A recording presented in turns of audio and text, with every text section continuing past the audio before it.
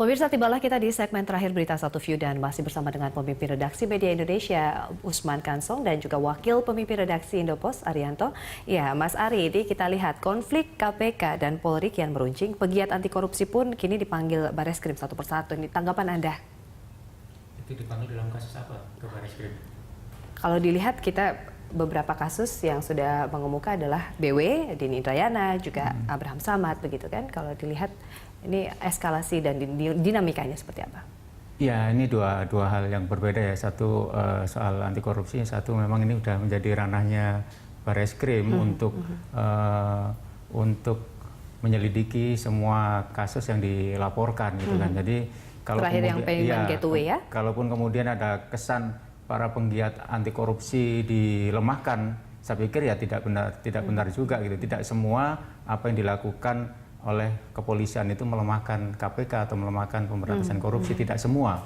Walaupun dalam kasus ini sebenarnya kesan ya atau persepsi publik itu sangat kuat bahwa anti korupsi ini atau para penggiat anti korupsi ini memang sengaja dilemahkan.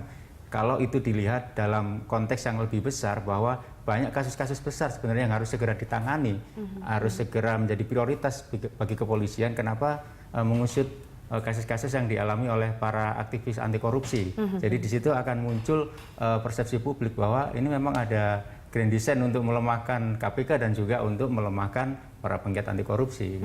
Tapi Bang Usman, bahwa kita juga tidak bisa menyalahkan ini ada dalam tanda kutip tidak selamanya dikriminalisasi karena memang masing-masing sosok personality masing-masing pegiat anti korupsi ini juga tidak selamanya juga benar dengan integritasnya juga cukup dipertanyakan begitu ya. Per definisi kriminalisasi itu dari sisi bahasa itu artinya sesuatu yang orang yang tidak berbuat kriminal maka dikriminalkan, dicari-cari kesalahannya. Nah, dalam konteks ini kan memang ada laporan awal, begitu kan?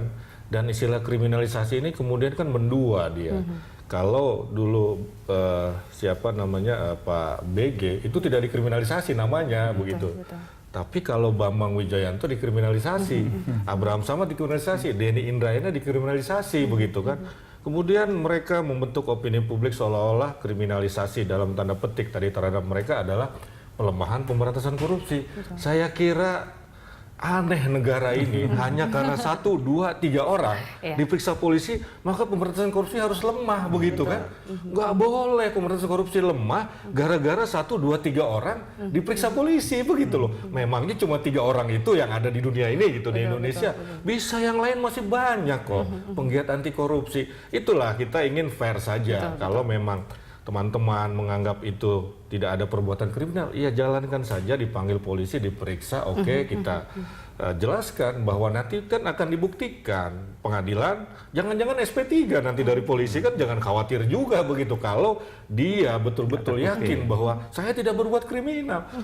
Datang saja ke kantor polisi. Begitu kan. Betul. Mas Ari, ini juga tim 9 dibentuk untuk menengahi dari kasus atau kisruh TNI Polri ini, kisruh dari KPK Polri ini seperti apa?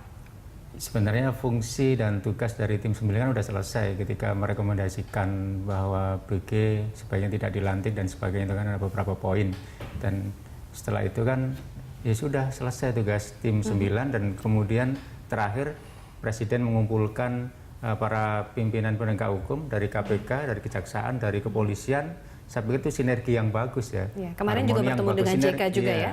Tapi sinergi dalam pengertian sesungguhnya bukan partner kasus atau kemudian you punya kasus apa, gue punya kasus apa, gimana kalau kita tutur, nggak begitu sinerginya, tapi benar-benar saling mensupport. Saling mensupport, nih kalau ada korupsi di tempat saya, di institusi saya silakan usut. Kalau ada korupsi di tempat lu biar gue yang usut misalnya, dan sebagainya. Jadi sinergi dalam pengertian sesungguhnya, bukan sinergi dalam pengertian partner kasus. Bang Usman, terakhir ini akan bermuara kemana sih sebenarnya kasus atau kisruh ini seperti apa? Iya, saya kira ini akan tadi sinergi akan semakin bagus ya. Jadi persoalan ini salah satunya, bukan satu-satunya disebabkan oleh sebuah lembaga yang berbuat dalam bahasa Pak JK itu sewenang-wenang, ya kan? Nah, dengan begitu terjadi distribusi kekuasaan pemberantasan korupsi yang relatif merata. Dalam bahasa Mas Ari tadi sinergi itu tadi. Jangan satu merasa lebih hebat daripada yang lain. Nah, efeknya itu polisi sekarang sudah mengusut kasus UPS misalnya. Betul. Ya, jaksa sudah mengusut banyak kasus di daerah. Dia akan fokus kepada daerah. Jadi yang di pusat silahkan urusan pusat. Biar jaksa, karena cabangnya kan yang ada kan kejaksaan yang di daerah-daerah itu. Nah, jadi ini saya kira bermuaranya akan bagus. Betul. Bahwa pemberantasan korupsi itu ranah 3 lembaga, Betul. bukan 1 lembaga. Semua bisa, yang penting kita akan kawal lembaga-lembaga 3 lembaga ini. Betul, begitu. justru harus menciptakan Betul, sinergi ya. menciptakan sinergi. Gitu. Tidak Jadi, ada ego sektoral. Betul, tidak ada ego friksi-friksi. sektoral. Begitu, karena kalau ego sektoral ada abuse of power nanti Betul, di situ. betul. Ya.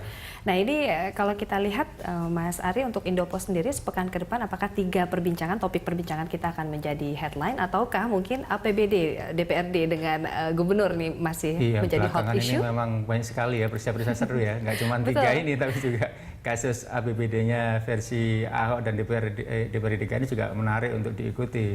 Apakah nanti ujung-ujungnya pakai APBD tahun yang lalu atau bagaimana gitu kan?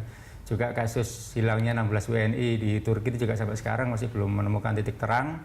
Apakah itu terikat dengan gerakan tertentu atau memang dia terjebak dalam wilayah konflik, atau memang dia sebenarnya sengaja menghilangkan diri dengan tersesat dan sebagainya. Itu kan masih teka-teki sampai detik ini kan, itu juga harus menjadi perhatian kita. Ya, banyak kasus-kasus yang lain yang menarik, ada APBD, ada kasus hilangnya WNI dan juga kasus menarik yang lain yang aktual ya.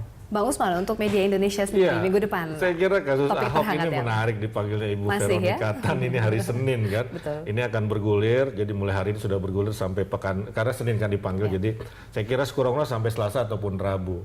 ISIS juga terkait warga negara Indonesia yang hilang di sana itu akan menjadi perhatian kita semua, termasuk juga Bali 9 saya kira masih eksekusi mati, karena tetap saja publik menunggu kepastiannya kapan. Betul. Ya. Terima kasih telah hadir Sama-sama. di Berita Satu View, Bang Usman dan juga Mas Ari.